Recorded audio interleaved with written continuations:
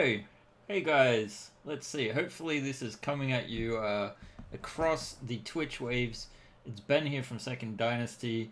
I'm actually at home today because I have to take care of the dog, and my wife is away for the weekend, and the car is away and not here. So I'm kind of stuck in my man cave, which is not a bad thing. And of course, with me here on audio, I have Zorama. Say hello, Zorama. Hello, it's me again. How are you guys all doing out there? Hopefully well. I know John is joining us too in the chat, and he's probably a little bit sleepy. Uh, but before we get into the reason why, I think perhaps we should inform the chat where they can find our social stuff, right, Zorama? Working on it right now, boss man. So we We should. post, Yeah. we'll be posting Yeah. on the side here in a second. There's our Discord. And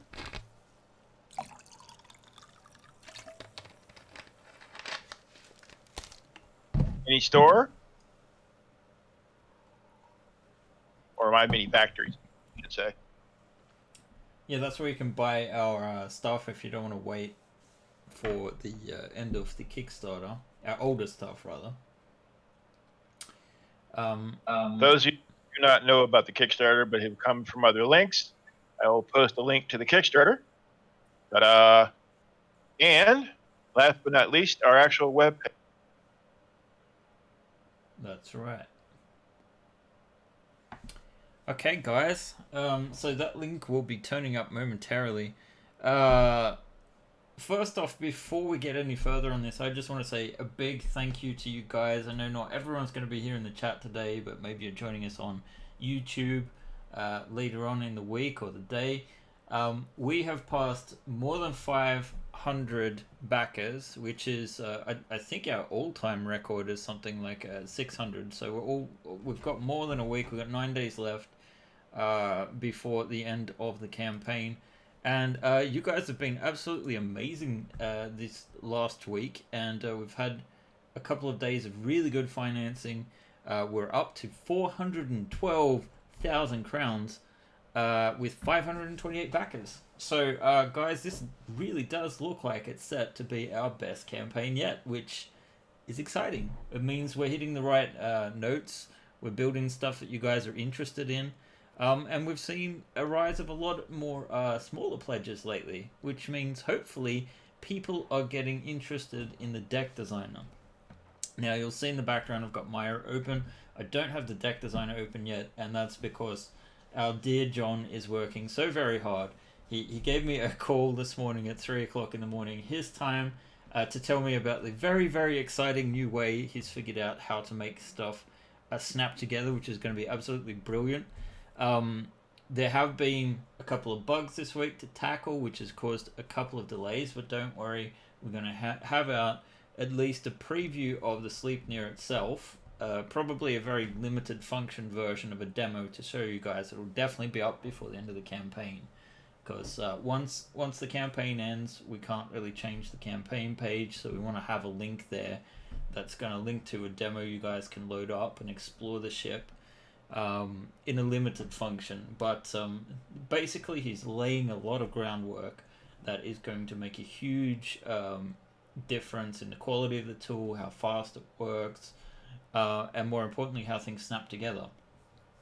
I don't want to promise anything, but it might lead to clip counting. Not promising anything, but it might. And I know that will excite a lot of you guys, so you know approximately how many hundreds of clips to print out instead of just saying 200. All right, I've got this classic dry mouth problem when I talk too much. So Zoramo, what can the guys do in the chat if they have any questions? Type away, and please ask anything you'd like, because we will try to answer at the end or through the middle of the show. If you got an immediate question, I'll kind of flag them down and make sure things go on. I'll be watching, and John will be there to help with questions as well, based on any software question for his packaging. Yeah, sounds great. But you've been busy this week, haven't you, Zorama? I have. I've been quite busy. I actually have been working on some lighting changes based on feedback that we've gotten. We've had quite a number of people that have sent back interest in the light kits. So we started working on a light kit to add into the Alpha Shuttle group because that seemed to be the one people are interested in. This is a engine lighting kit that I'm working on now that I've got fitted, and we were doing the light test on it last night to see how it goes. As you can see through the material. That's just a smooth surface, and then the ridging inside can be seen when the light's up. So you see the fusion light engines as it lights up. So I thought that was fairly cool the way that worked out. Yeah, for So sure. yeah, hopefully everybody else will enjoy that. There was a question if you guys want to stop by the Discord and let us know. See if there's any other colors you would like to see out of this instead. This is a white blue that I'm using, but some people interested in the earlier thing that we saw in the questions were looking for more of a yellow light instead that they wanted for the engines, or maybe more of a brighter white light for the airlock kit. So let us know what you think on what lighting you might want to see, and that would really help us a lot for development. And these are going to be able to turn with the VTOL effect of the engines. Well, of course. Why would I? No, no. Yes, of course. We wouldn't want to limit any function we already have. Yeah, And that's part of what about the battery storage? battery storage will be internal on the floor deck of the ship, where it'll pull open in a little slot, and you'll be able to basically slide the battery in and change it as need be. And there'll be a switch on the wall that will be there for you to turn the kit on and off without having to get in or change the battery out. That way, when you're in character or playing with the ship, you can actually go over and move to the switch for stuff in game indicating distance or activity. We're going to try to keep it as aesthetically pleasing as we can. That sounds awesome. So the next thing is, when can you do these engines on the winged variant? Well, we'll see how it goes, eh? Yeah, it also depends on sales. I mean, if people are interested, then we'll do it. I mean, if you want to stop by and give a vote, that would help too. Because what I work on next to get stuff developed will depend on what people tell me they want to see. Yeah, for sure. Speaking of updates, we do have an update. It wasn't the last one. I did one last night when we broke the 370,000 goal. Wait, did we break another stretch goal? Or are we at... When's the next one? Maybe I need to look at my list. We may have broken one accidentally, or maybe it's leapt up by then. I'll have to double check that. Hang on. I'm gonna do that real quick. Let's see. The next one is... Oh, man. So many stretch goals to unlock. Wait. Yeah, I was looking... Oh. I think I typed it in wrong. Okay, it's alright. The next one is at 420. So we're 10,000 off it. Well, 8, in fact. So, but yeah, there was a recent update which actually specialized in lighting. I'm going to just go and grab it right now and post that to the chat. Because we actually have a survey there to get us a good idea about what you guys want to see in lighting kits, and to get an idea of how many people are actually interested. And I will just check the results now. Yeah, to clarify, that's a lighting kits for the current ship, not other ships. It just talks about this is the one that's live right now on the Kickstarter, because these other kits will be coming afterwards. They need to be prototyped before we figure out the exact costs and what's involved, and also to see the popularity. Now we've had in over 100 responses right now, and it seems like that if there's only about a quarter of people that aren't interested in lighting, maybe 15% that are thinking about different ships instead, although I suspect they're backers looking at the alternative ships rather. Maybe they backed in the past and backed like the original ships instead, or the Chimera. But over 50% of people have not only indicated that they're interested in lighting, but that they're actually going to add to their pledges. So now this is just 100 of the backers, but this is still a significant number. So it looks like, Zorima, there's a real interest in your work. Thank you all for that. And I'm definitely interested in trying to do more to help you guys with getting the lighting kits you're looking for. We did have a question where a gentleman was specifying to me about what was all included and whether he would do the lighting kit himself. These basic kits are designed to be idiot proof so that anyone can use them and set them up so that they're just stick the wires in, plug in the light and go.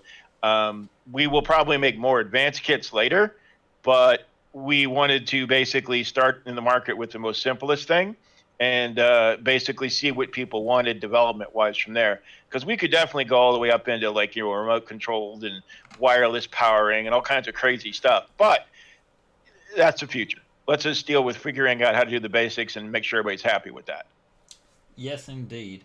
And to reiterate, we'll be having links on seconddynasty.com. And obviously the pledge manager will have the lighting kits we've got on offer. But this is something that Zorima is going to sort. He's going to be doing the shipping. He's doing the designing of the light systems, and we're working together to make the parts integrate. And check out that update if you're interested in lighting, because we do go over a lot of the basic questions, how you pledge for them, and whatnot. And guys, it does actually help the campaign if you increase your funds ahead of the pledge manager. The reason being that it boosts the level of the amount on the Kickstarter, which directly affects how many stretch goals we can unlock. So that might be in your guys' interest to do, even though the pledge manager is actually better for the rest of us because it's slightly cheaper. And we also have some additional pictures there in that update. But yeah, I'm excited about the lighting. I was excited to see the shuttle development stuff. Hopefully we'll be able to release that soon. But we'll add a whole section on seconddynasty.com so that these can be ordered. Although to reiterate, that's from Zorima, not from me. So it's a third-party kit that's 100% approved by Second Dynasty. We'll support it and totally take care of any issues. Meaning, I will. Yeah. I have my own Discord set up as well. If you have other questions or need support on your 3D printer or having problems, and I help Ben with that stuff as well. And that's part of Second Destiny's membership. If you're a member there or over there hanging out, if you need help, you can pop by and we'll be happy to help you get settings taken care of. I also provide free profiles for those of you who are interested on my Patreon, which is linked from Ben's site and from my site, that you can go to the Patreon and don't have to pay anything, and you can just pop by, check out the messages, and there'll be free profiles there for using the ships and printing them both in Cura and in Prusa Slicer. Prusa Slicer, right. Yeah. I am also looking at a third slicer for SLA printing that's specialized, but we'll see about that yet. Yeah, that could be interesting, especially for the miniatures. So, do you want to just post a link to that Patreon and those profiles? Because as you mentioned, you're providing them free as a service. There's no need to sign up or anything. But guys, I don't know. I've been in circumstances where like the printer's been driving me nuts. If you're in that sort of situation, Zorima's really good to just throw him $10. He'll help you out with your situation. You don't have to subscribe forever or anything like that. He's the help is there. It's good quality help, and if he doesn't know the answer immediately to your problem, he'll figure it out with you. We do research. We do that, of course, but we also provide a lot of free support depending on your situation. See, well, for example, on our Discord. So it's more like if you want the one-on-one sort of take up more of his time sort of thing, but still, I recommend you guys check out those profiles because it's going to give you a much better print. All right, so let's move on back to the meat of the show. If I'm not ahead of myself in our programming, I don't think I am. And of course, if you guys have any questions about the lighting kits, or questions for Zorima, feel free to post them, or questions to me. Because today we're actually going to. Oh, I need to switch the scene here. We're back in Maya again. I'm just going to. We're waiting for the scene to. This scene is getting very, very heavy at the moment. I'm just going to switch to our. Let's turn off our rendering light and turn on our scene light so we can just have a little bit more lighting in the scene. This will just take a second to load in, or it should do. Why didn't that work? Oh, it didn't have shadows on? Okay, yeah. We just got a little bit of lighting here to get some contrast into the scene. So here we have the base version of the ship. It doesn't actually have the PDCs on at the moment, so let's turn those on. And, oh, what have we done here? Oh, I went to -0, -1, that's why. Okay, the timeline, I was mucking around with some of the parts so that we could do some prep stuff. So let's see, I'm just going to turn on some ambient occlusion, and I'll turn on some anti-aliasing so we get this smoother result. So what are we doing today? Well, the next major ship stretch goal we're looking into is a way to expand the ship. I might just switch this to expert mode for the time being so we can see a little bit more of it, a little bit larger. And essentially, the point of this is, well, going back to the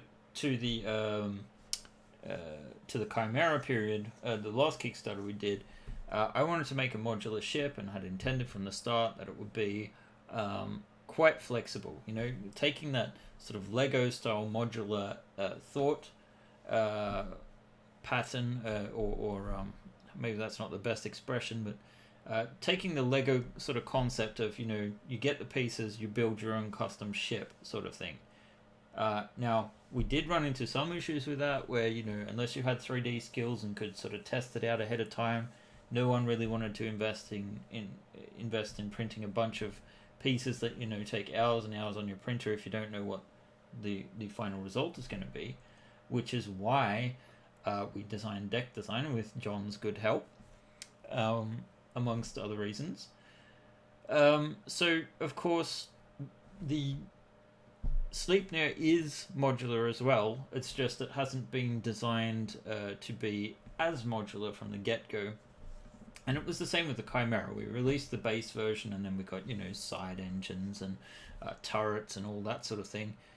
The Chimera started with a lot more sort of base objects. So, you know, the PDCs, retractable PDCs were sort of standard. I wanted to make the base ship, you know, look and feel like it was already a complete ship with a character of its own. But now, as one of our, let's see, expert mode doesn't have everything I need, so I need, let's get back to the classic, and I need my channel box with our display layers here, and I will turn on the hull extenders, and they are off to the side here. And what is this? What is the purpose? What are we doing with these pieces? Well, essentially, you can sort of see the ship in the far background, and we have all of these sort of parts. Now, at first glance, you're probably thinking, but haven't we already got these pieces? And the answer is, well, we do, but they are combined into one large piece for the most part. We have our engines down here. They're in a large segment. This is probably our largest piece we have, and it, you know, is also one of the reasons why you need a certain printer print size. Hi, Lemon Long. We are making some new modular pieces or additional pieces. This is our ship, the Sleipnir. It's currently on Kickstarter. It's actually completely 3D printable and made for 28mm plays. So, for example, if we drop off some of the the nose, you can see that inside we've got a bridge. You can sort of see that's all there, and we go even further down into sort of like the airlock levels. This is obviously hard sci-fi, very expanse themed. It's sort of like designed to be able to fit into that universe. In fact, I've used it on my gaming table as a I guess you would say a third party ship in that universe. So it has its defenses as well, and these are all 3D printable in the end. So at the top of the session, we're going to post some more links if you want to see actual photos of the printed build and whatnot. The whole ship is about 82 centimeters, around about, or just over 2.5 feet, something like that in height. So and it all folds out, so you can stack it one on top of the other. Unfortunately, I don't have the model with me here right now because I'm at my home office and not my work office today. But yeah, what we're actually doing is we're looking at these less modular pieces of the ship, which has been built this way for structural reasons. It's basically to keep the ship mostly rigid. Ability. Yeah.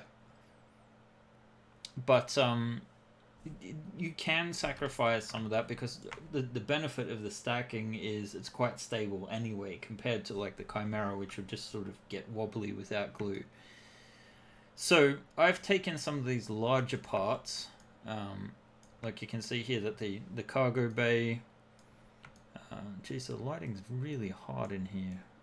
I think it's because we don't have any other internal lights on at the moment, but that's good for our processing power. This is actually a lot quicker today because I got a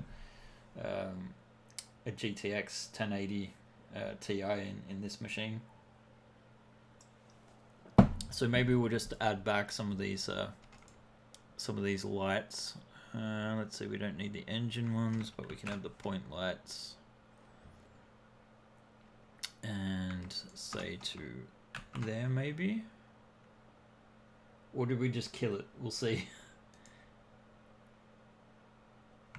Okay, is there... Okay, there's a couple of bright lights now inside. Oh, that's right. They're built for rendering, so they're not as good. And you can see this is all slowed down, so... It was a nice idea, but I think we'll kill the lights again.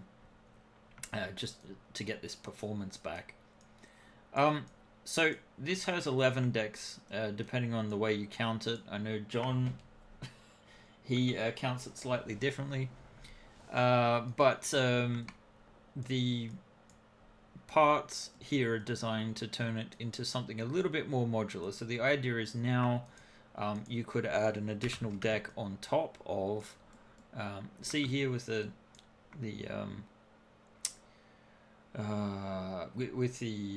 cargo bay. Normally we have this slanted roof here, and this version you'll be able to put it like a deck down, because we can actually take a piece like these on the opposite side and just duplicate it so that we cover it there.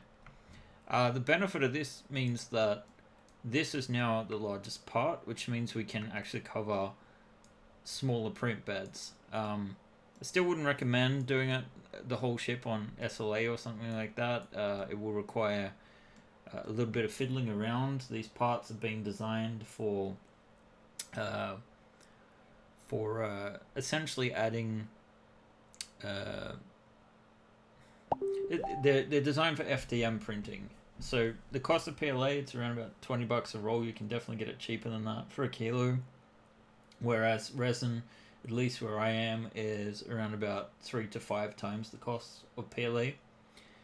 And obviously not obvious to everyone, but the printer build sizes are also usually a little bit smaller than what you can get with a decent, like the Ender series 3D printer. These days you can get decent printers for $250 maybe, $300 definitely. Zorima knows more about that. What's the sort of recommended entry level FDM at the moment? Probably among the best would be the Ender 3 V2. which is the newest model, which has a lot of add-on features over the standard Ender. Runs roughly about 250. The CR6 SE is also a really good model. They had some initial problems with overheating, but they've solved that problem. The printers are really good because they have an automatic bed leveling system that's based on tension of the nozzle built into it. They have they have a 32-bit board and an upgraded stepper motors in them. They're really nice machine for $400. I mean, you're getting basically a $600 machine for about $400. But that's not a good entry level price for everybody. That's why the Enders, the old ones, and the new V2 models are pretty much in that 200 to 250 range. But if you're looking at a $200 model of an Ender, spending the extra $50 to $60 to get the Ender V2 is well worth the money. Sounds like good advice. And Zorima certainly knows his printers. So today, what are we going to do? These parts also can be used to widen the ship, for example. So if you wanted to double the width so that it comes out something like this instead, you'll be able to separate these engines a bit more. The interior won't match at that point, but the sort of lower couple of engineering levels don't actually have a super amount of detail. Well, they do, but it's kind of hard to accommodate for all these different engine types. But yeah, you can go wider, move the engine nozzles out, that sort of thing, quite easily. What I thought we would do today is choose one of these levels to basically add a level or two to this ship. And I thought we could discuss together where we might do that. And my suggestion would be that either we add a level down here somewhere, basically maybe moving up an extra deck, or we could add a level here. We're just going to do this as a separate slice. I could possibly animate it together at some point, but I really don't want to completely ruin the scene. So can't wait to try the widest possible. Yeah, okay. This always happens. I build something, I think it's really big on the table, and then people are like, nah, that's not big. They do the old Crocodile Dundee, that's not a knife thing. So what I want to know from the chat is what deck should we add to? Should we add a deck above the main engineering deck? Maybe make a second engineering sort of level? Or should we could also add a deck here, right above the cargo bay. And we could also add a deck here somewhere above our airlock level. And in fact, if the airlock level is separate, for example, if you don't like the asymmetric RCS thruster clusters here on the side, you could actually place them on a level down. So let's see, how many people do we have in the chat? We've got a good 20 odd people. So yep. And I was going to suggest you might want to specify what's inside those decks, because people that are doubling those decks on might be able to specify where they want to spread it more based on what's inside too. Yeah, there's not really too much at the moment. Yeah. I mean the airlock deck I was showing before, that's got our I'll just turn the shadows off so we can see a little. Why didn't that work? Oh, I didn't turn the shadows off. I turned off the ambient occlusion. Okay, so you can just see there's like these suit rooms on the airlock level. So straight below that we do have some living quarters. They have these sort of slanted walls. That's one of the areas I'll have to work on for widening the ship. So obviously these are not the final parts. They're not printable yet, and there's usually a process. So you would have a deck in between the above the airlock deck and below the bridge. We could do something in the middle here, but it's a little bit more customized in this section. I think it's probably better to do something that's either in here. So let's I'm going to add back these decks up the top just so I don't forget, and then down here I'm going to turn off these mid sections where you have some more living quarters here. So the next deck down would be the cargo bay, but we could have like a gym level or a workshop or did you mention? Yeah, French bow bags is basically suggesting one on the lower below, just below the bridge. He says he thinks he likes that would be a good area to add on. He suggests. Well, yeah, that's one person, but let's continue our Scandinavian tradition of democracy and add up some options to vote. So let's see, one under the bridge. Let's see, two was the above the cargo bay, and three is above engineering. And let's get some votes in. We can pick the location first, then we can determine what it might be.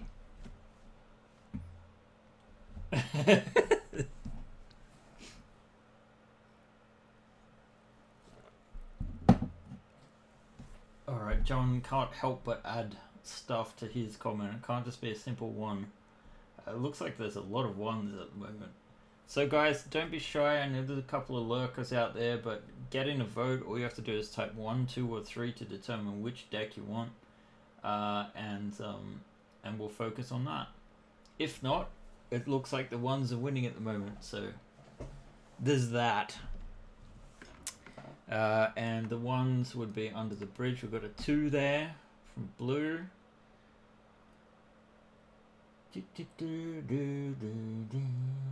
We do like your feedback. That's true.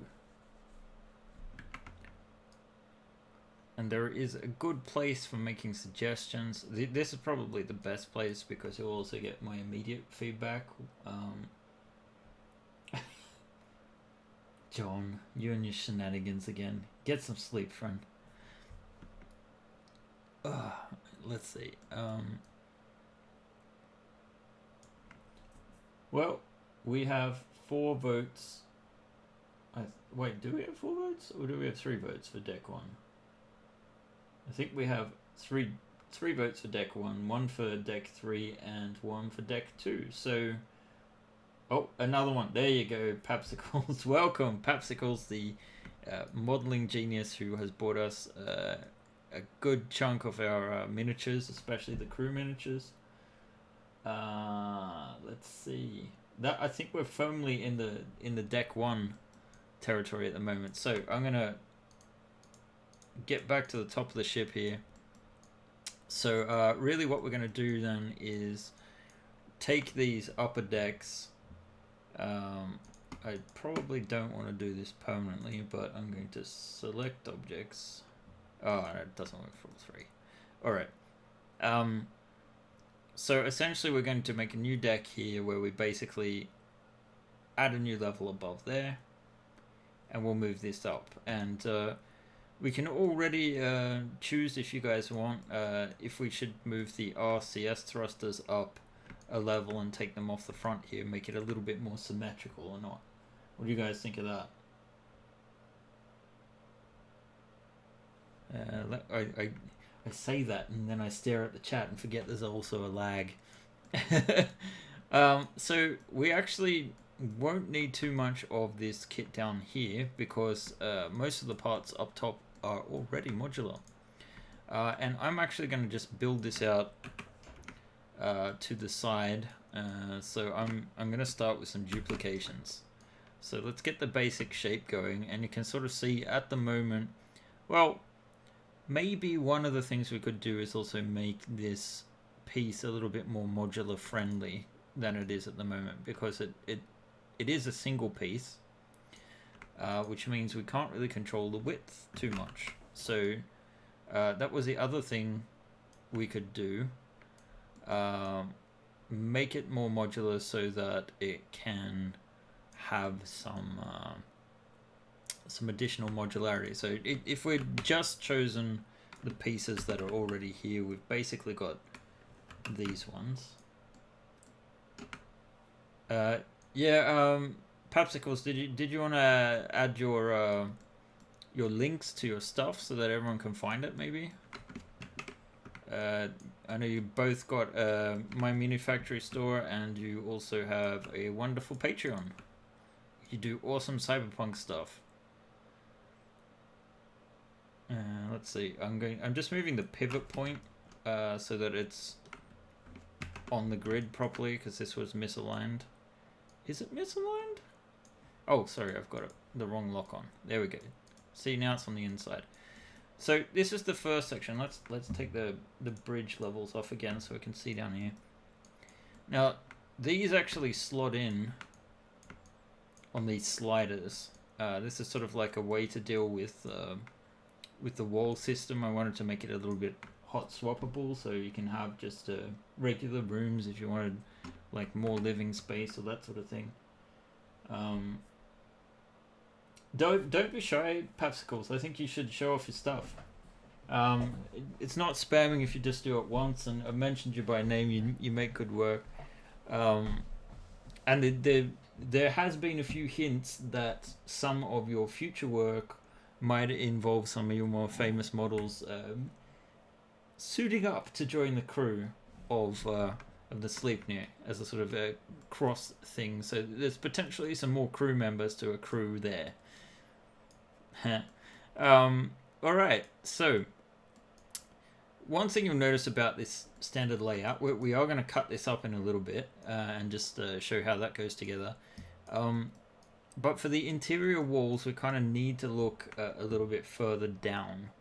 And the question is where we have these side walls for this. And I think the answer is actually in engineering. So I'm going to cut a few decks off here. And you can see we've actually got some engineering walls here that sort of slot down there, but this is a bit wider.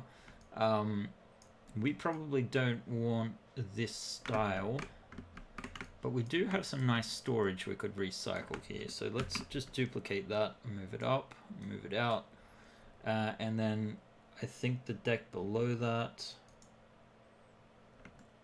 yeah, wait, no, the cargo bay is what we want.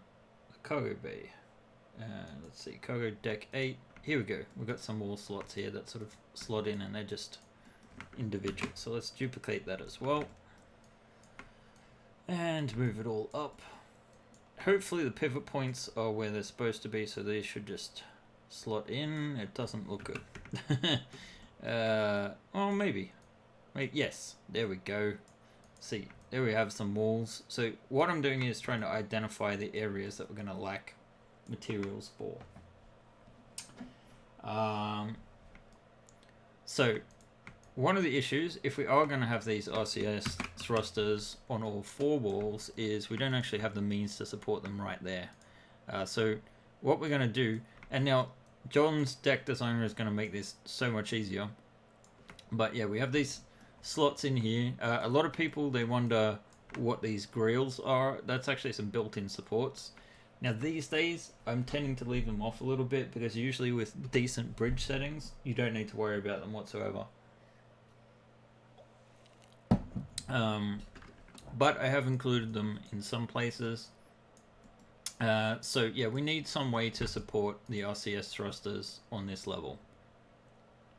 Alright, now we're just waiting. You can see down the bottom where it says 98%. Maya's currently saving an autosave. In the meantime, guys, in the chat, why don't you come up with some suggestions of what this level could be containing? Keep in mind it's between the bridge and the airlock level. So maybe something that seems appropriate for that. But, you know, it's up to you guys. We'll try and get some suggestions in the chat. And yeah, we can go from there. So how are we going to solve this piece? I think what we're going to do is we're going to take off these walls, and we actually have some pieces down here that support the engine section here that have the RCS slots that we're missing. So let's get these in place. Hopefully this is on the grid this time. Looks like it. John knows all about getting stuff on the grid. Alright, so there we go. So now we can actually duplicate up the RCS thrusters here.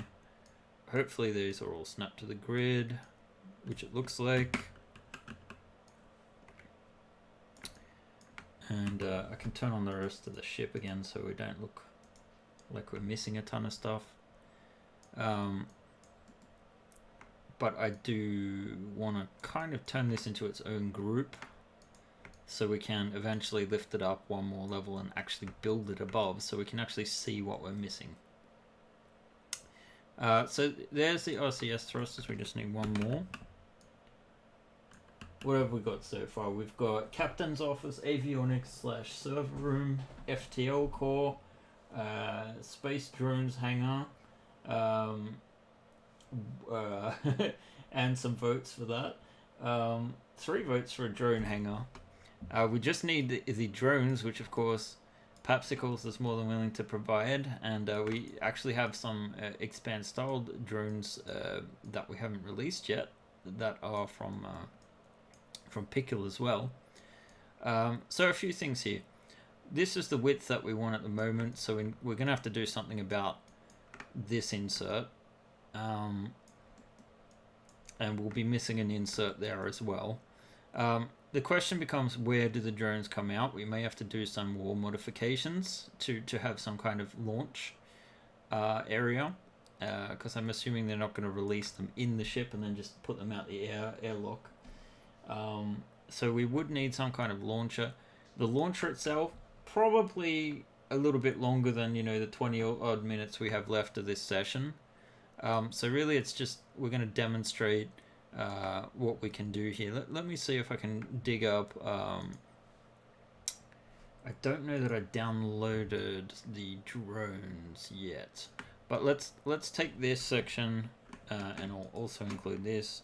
I'm just going to Control G to group it, and I'm going to use the grid to lift this up to the level above, and that should slot down nicely there. So you can see we've got this relatively smooth continuation. Now we will need more custom parts than this, and the reason for that being that since we have 7 bricks on this level, we have alternating patterns. So I will be doing alternative brick patterns for these parts. It's just going to be a case of it'll come in a bit later because it's more time consuming. It's not hard at all. It's just one of those things that takes a little bit of time, and I think you'd rather see the end results. The other thing that we need is we need to continue our ladder well up. So let's duplicate that, and I will also pinch one of these. Whoops, maybe I came up a little too high there. I have a feeling the grid's not quite aligned there. Let me isolate this. Yep, so at the moment, what is that? Let's see. At the moment I've only got a grid on, whoops, I turned it off. No, that still doesn't want to do what I want it to do. Okay, let's try 8. Is that right? That looks about right. Yeah. Okay. So, yeah, this will just open and close like so.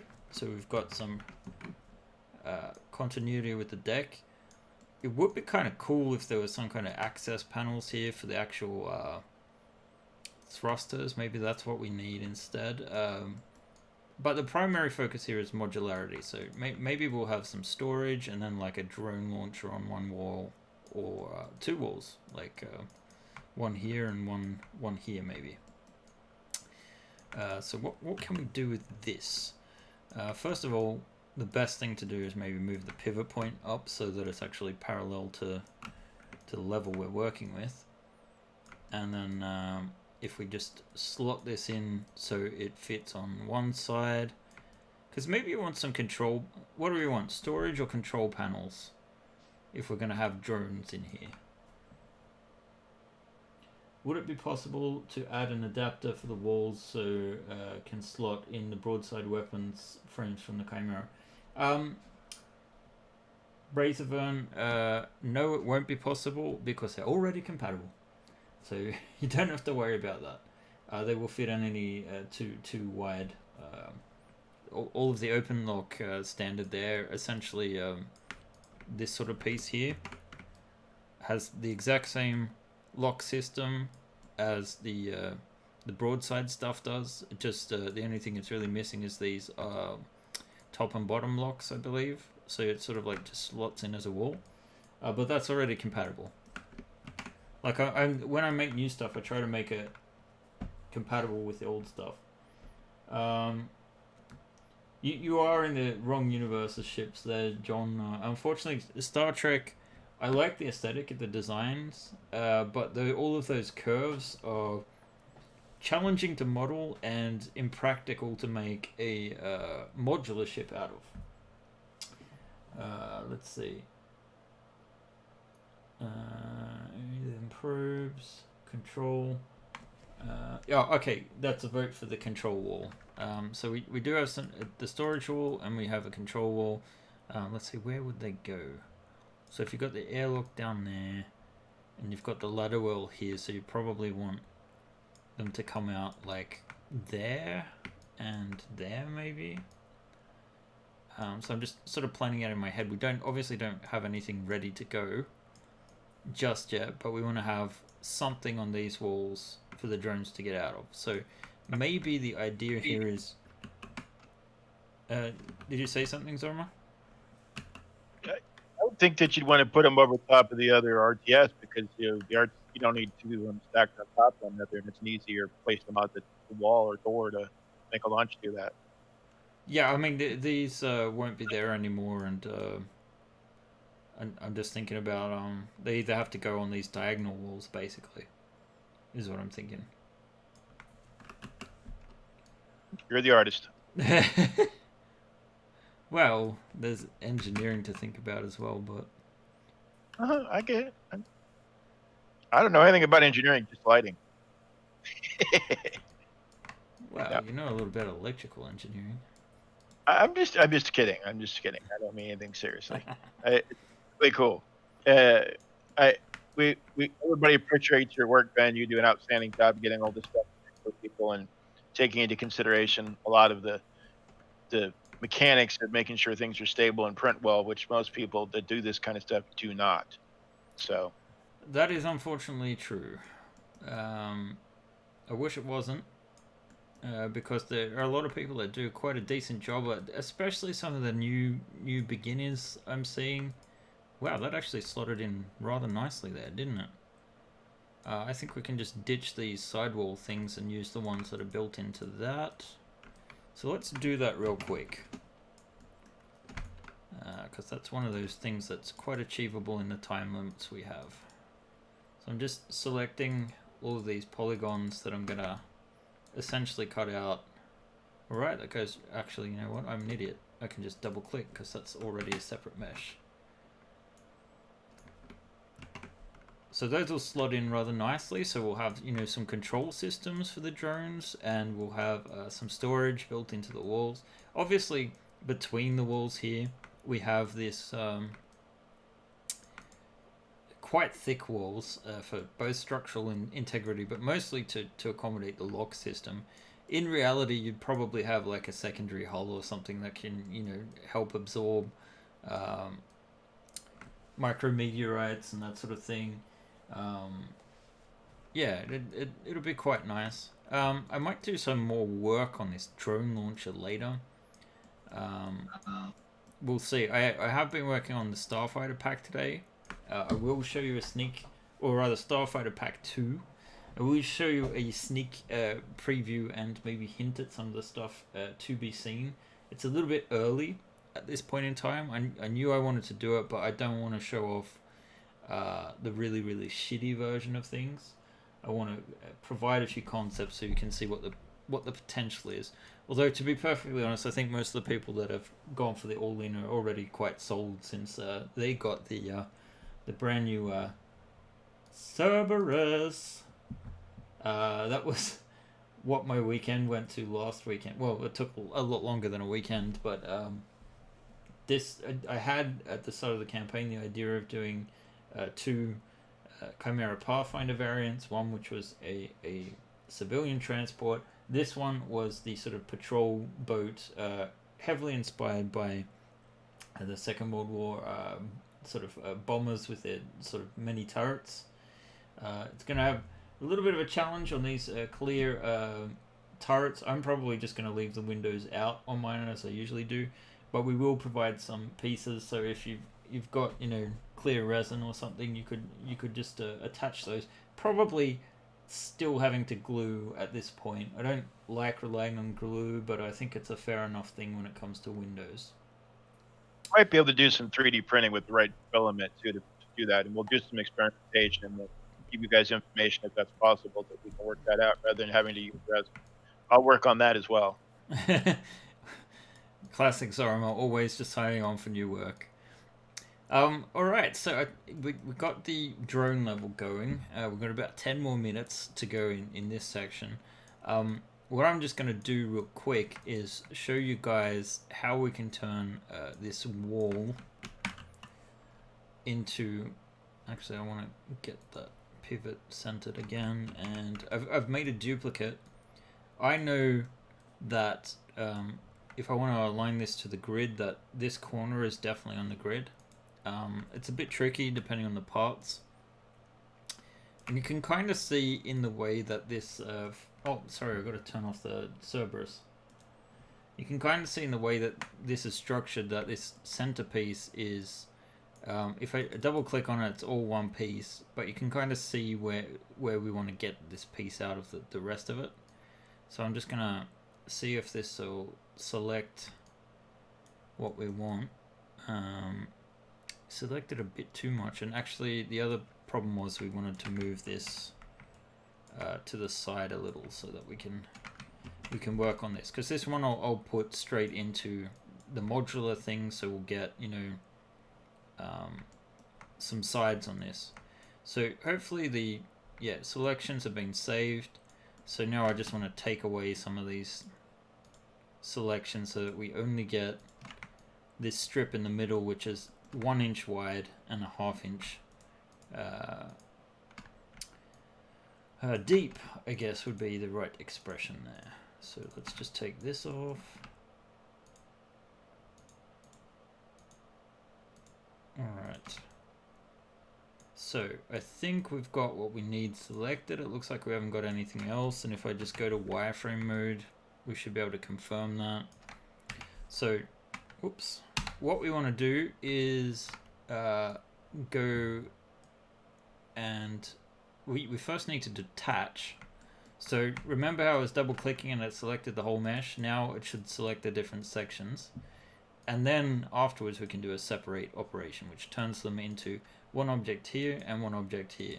And obviously this will actually be 2 objects instead. So we'll just go separate a second time, and we've got 3 new meshes.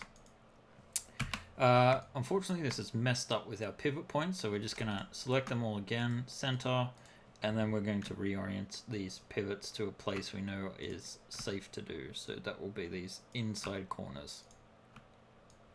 Something like that. And we'll just move them out. Actually, I'm going to set my grid back to just maybe 2, which would mean that we're moving in 1/2 inch lots.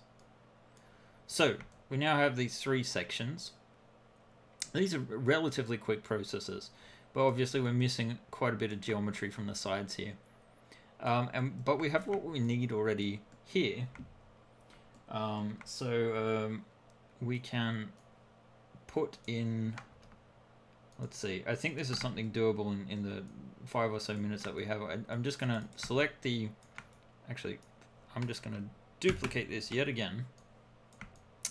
I'm going to isolate this yet again. And I'm actually going to get rid of what I don't want around it. Because sometimes it's easy to take away rather than try to get all the pieces you might be missing. Let's see.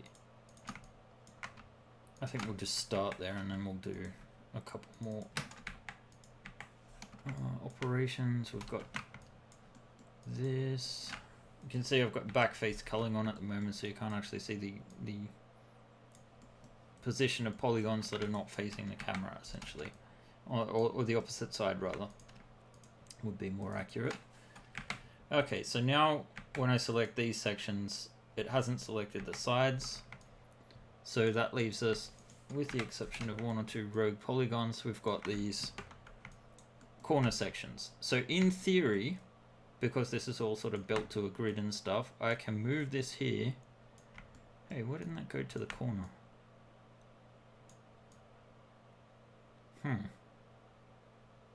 I can rotate this like so, and I should be able to move it into position.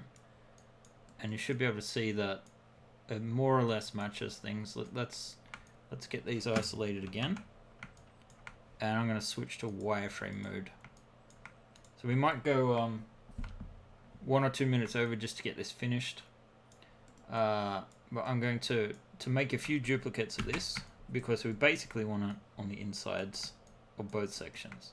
So let's do another duplicate, but this time I'm going to freeze the transformations. I'm going to mirror this in the, let's see, the blue one is actually our Z -1. I don't know why I always say Z instead of Z, which I'm supposed to say. So, okay, we've got a piece on each of them now. What we're going to do is combine them again. And this should preserve our pivot points. Or at least some of them. And we'll do it like this. Mesh, combine. So now we need to merge the vertexes, basically because if we had pressed 3 to smooth things, you can see here that this is all matching with the exception of up here there's actually a little piece here extra that we don't want. So this has got to go. But if we'd taken this one instead, before we merge the vertexes, and I press 3, you can see that all of these hard lines are indicating where they're not attached. So this is sort of like a way of problem solving where certain issues can come up. Wait, what am I doing? I wasn't in vertex mode. Merge vertexes. And this all sort of matches rather nicely, aside from these missing holes. And do we have any extra geometry? No. We do here though. So this one and this one has to go. And we will merge these. This is an example of fairly repetitive work. But now these are essentially finished. So I think we can do a real quick job and just use our fill polygon tool and see it fills those 3 holes. And we can do a repeat there. Oh, interesting. It hasn't done it for everything. And the reason is because these vertexes in the middle can't actually find where the hard edges are. So if we fill these manually with a bridge, we can actually do them all with a bridge. It just takes slightly longer. And oops. Darlene, that's maybe exactly what I do for clear. I mean, I end up doing a clear whole piece and then printing the wall, the support wall looking pieces as a suggestion of how we end up doing it. But we'll try testing it to make sure we can get it to print really, really clear to look like a window. That's probably the main thing. When doing FDM printing, we want to make sure we don't have any cloudiness in that glass. We want it to look perfect. So we'll come up with the best method we can do to do that. There's lots of ways to do that in resin, but I haven't really tried to do that in an FDM printer before, but we can do it. All right, so now we have these modular walls. So our modular kit just got another 3 pieces right there off the bat, and we know we're going to need to do a reverse version of this. Wait, was there something in that slot that's missing? Yeah, there's like a lamp sort of thing there. Alright, we can add that back in later. But yeah, we have these pieces. I've just basically made the outlines of this extra level. And hopefully the next, if I do a dev session or something, maybe we can work on the interior parts. I can import one of the drones to test. We can see how that goes. Oh, that was the thing I was promising, right? I was going to show you guys the... Wait, where did I put this? Let's see. I had an image. Was it on this one? Yeah, the Starfighter. So, the Starfighter pack. Here is a preview of one of the Starfighters. The one that didn't make it last time was the sort of ball cockpit. So I've sort of thrown it together. The guns and the engines on this one are from the same pack as last time. So they'll all be compatible with each other. So expect quite a few variants of the sort of ball turret. I'd like to do some Star Fury sort of style thing. This is a Scarf Fighter of sorts. Yeah, it has all the guns too. I know people like things when they have all the guns. Modular, of course, you'll be able to make a ton of different variants, and that should opt you. Yes, the last Starfighter is kind of a similar configuration to a Star Fury anyway, so we'll see what we get into. The other thing I'm looking at doing is a small shuttlecraft style thing, which you can actually slot just a small little deck into. That was requested quite often, or possibly a sort of think of a like F-18D or E with the double pilots, or an F-14 for example, where you have a two-seater essentially back to back. Something like that I'll probably do as well. There's no reason to ever stop streaming, mister. That might be true, John, but you don't save yours. I save mine. So, let's round things off. Zorima posted the links not long ago if you're looking for the Kickstarter, if you're looking for our website or my Mini Factory store. We will be back probably over the weekend, but if all else fails, we'll be back next Friday for our final 48-hour countdown. The Kickstarter ends next Sunday. We want to kick as many stretch goals out as we can in that time, and that should keep me quite busy until the following Kickstarter, which will be even more exciting than this one, I promise. One last comment, Ben, from Zora. Hey, if you people are have ships that you're using, or games you're using these ships in, or ships designs that you have stats for, we're really interested in sharing those on the Discord and getting more write-ups for stats for our ships for various games. We don't play all the games that you might, so if you have some intel or ideas, we'd love to hear from you on the Discord. Yeah, we would. I think that's it for us for today, right? We've got everything on the list done. Anything else you want to add before we finish up, Zorima?